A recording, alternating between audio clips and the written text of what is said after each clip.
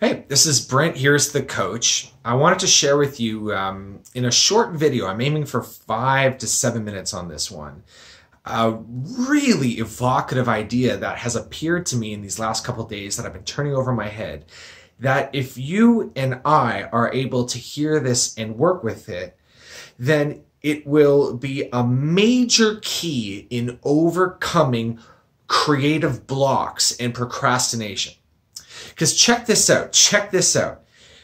Have you ever found in your own experience that when you are away from your workstation, so suppose you're a writer or an artist or a freelancer or an entrepreneur, or you have some kind of job where you have work that you need to put out, that when you're sitting at your workstation, whatever that is, you run into difficulty getting the actual work out, actually creating the productions that you need to put out. And you'll find yourself procrastinating or just wasting time or just kind of struggling or pushing. And there's kind of like a friction in the process that makes it difficult to put out your work. Whereas when you are away from your workstation, suddenly all the ideas and all the ease and simplicity starts to flow. It's like, oh yeah, I can just do this, and if I did this, it would really work, and this would really work. But then as soon as you sit back down again, you're not able to do it. So what's up with that? That's been, an issue of mine for a long time, and a lot of people that I work with. And so something interesting occurred to me in my life just the other day. So two things that you may not know about me is that I play piano, and I played piano my whole life, and I sometimes do wedding gigs, and I played in bands and stuff like that. It's something I still enjoy to this day. And I also like to play chess, and I've only started playing chess recently, and I'm a super amateur, but I think it's a really fascinating game. So I play chess on my phone. I'd usually play against an AI because I'm too shy to play against other human beings, and so I just play against, like a 2 out of 10 difficulty or whatever. And in this case, for some reason, I was just kind of like in between things. It was a Saturday. I wasn't really doing anything in particular. And for some reason, I found myself playing chess with my left hand. And I was standing at my piano, because I don't have a chair. So I was standing at my piano and just playing with my right hand, just playing little melodies, just whatever kind of came out of my hand. Whenever I'm at the piano and I'm attempting to make music, I have a really hard time with it. It's just I'll attempt to play something and it's like, oh, that's not good enough. That's not good enough, or this is, I'll think of all sorts of things that are wrong with the song that I'm playing. But for some reason, I was playing with chess on my phone and just letting my hand do whatever it wants. And I noticed that I was actually playing some really interesting, new, creative, fresh, original music that I wasn't even trying to do. It was just like kind of coming out. And it was so weird because I'd even look at my left hand and be like, damn, left or right hand. That was really nice. And so I thought, that's really strange.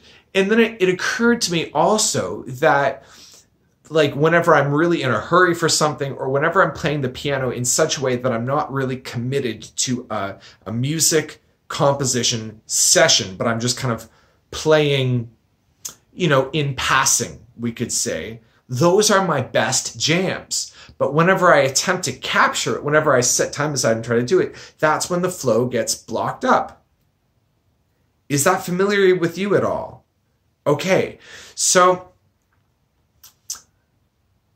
I was thinking about that, because if this is kind of a nut that we can crack, then we'd figure out really how to channel the creativity and the wisdom and the simplicity and the insight that's available to us away from our workstation.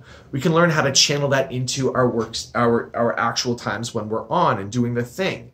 And if we could do that, then we could create easily and abundantly.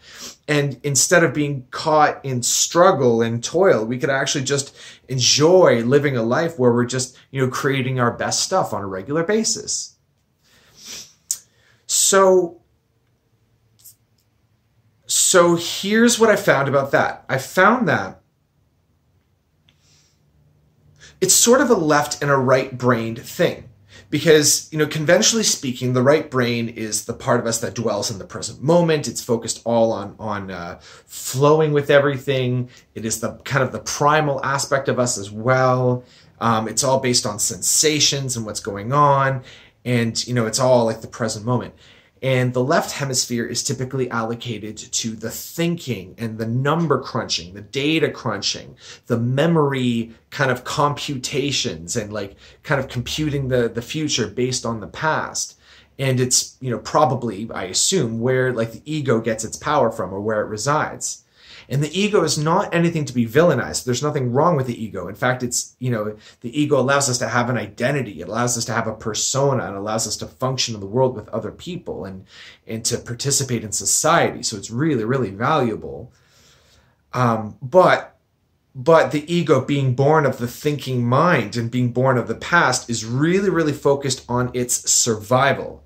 And it's focused on its boundaries. And it's focused on, expanding its boundaries and attacking and defending and and holding in place. And the ego, just by design, just feels constantly under threat because it's so focused on like, this is what I am and this is what you are and here's the difference, here's the boundary, that it really feels like it's always in a fight for its life, even when nothing in particular is being threatened. So say, somebody insults you or whatever, says, damages your reputation. Your reputation doesn't exist anywhere. It's not like your body, which can actually be hurt.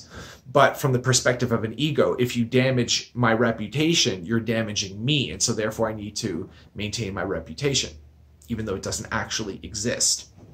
It's just an idea. See? So all of this comes into play when we're in the process of creation, because if I'm making a song or a video or a post on Reddit, or, if I'm doing anything that exposes myself, then I'm even though I'm perfectly safe as a human being, I'm exposed to criticism and ridicule, especially if I attempt to be really authentic and really show my true self instead of weaving a kind of a persona or something. So all of this is to say that there's psychology that prevents the actual creation from flowing out, and it has its reasons, and these reasons are fear-based. These, like, we hold back our own creations because of what we're afraid we might be exposed to if we allowed them to come out. And so if this could be swept aside, if this could be neutralized, nullified, dissolved, done away with, then there'd be nothing to stop the creation from just coming out easily and naturally. So to that end, what I suggest, my recommendation is that you come upon a tool or, come upon a methodology that would allow you to release unhelpful thinking. And we're already passing 7 minutes. Just keep running my mouth. It's hard to keep these videos short, but okay, I'm gonna keep it before the 10-minute mark. So we do this by next time you're at your workstation, and next time it's time to produce your art. Suppose you're writing a script, a book, music, you're putting out an article, you're publishing something, you're creating a graphic of some kind, whatever this creative thing is that you're putting out. What you're doing is look at the blank screen or the blank page that you need to fill with your work, and take a second to consider what you're afraid will happen, what you're afraid of. Just what am I afraid of right now? Or what risks happening if I were to create this work? And the fear might be, well, maybe it'll turn out bad and I will have wasted time. Or maybe it'll turn out bad and I will get ridiculed. Or maybe I'll do it and it turns out that, I'll need to, get it edited, or like I may lose my job because it's so bad. There's some kind of fear of loss involved in actually creating this creation. I'm going to give to you this access consciousness tool. It's called Interesting Point of View. I have this point of view. And it goes like so. Interesting point of view. I have this point of view. This will be a waste of time. Interesting point of view. I have this point of view. I'm going to make this and nobody will care. Interesting point of view. I'll have this point of view. I'm going to put out this art and everybody's going to ridicule me or downvote me or not like it. Interesting point of view. I have this point of view. I'm not that good of an artist, or nobody cares about what I have to say or do. When you say interesting point of view, I have this point of view, what you're doing is you're taking these fears and you're taking it from like, hard and fast, cold, hard reality, and you're remembering that it's just a point of view and that it's not actual reality. And this will help break up the associations and it'll help you dissolve it so that it doesn't hinder you from creating anymore. Interesting point of view, I have this point of view, no one's gonna like this. Interesting point of view, I have this point of view, this is gonna take too long. Interesting point of view, I have this point of view, I'm not ready. Interesting point of view, I have this point of view, I'm not qualified to do this, or I'm not good enough to do this. I hope you get the feeling. So step one, sit there at your workstation and get ready to produce your art. Step two, feel inside your experience if there's fear or blockage or something stopping you from just doing it. Step three, discern what it is that you're afraid of. Step four, interesting point of view, I have this point of view, and then whatever came out from step three. And do that, run that like 5 to 10 times, and I shit you not, you'll feel it dissolve and the way will be clear for your creation. And you can just move on into the success that you want. Cool, and that's what I got for you. So thank you for watching. Announcements. My schedule is rather full lately, but I still have a few spots if you want to get a coaching session with me. I'll have the link below to get a free productivity coaching session. I'm going to be taking a particular focus on assisting freelancers, artists, and entrepreneurs to leave their full-time work and create an income for themselves that will support them. And so if that's up your alley, get in touch with me and you can have a free session. We can figure out what that would look like and you can leave with a strategy. And if you want to work together, maybe we can do that as well. No pressure. And that is all. Take care, my friend. Bye.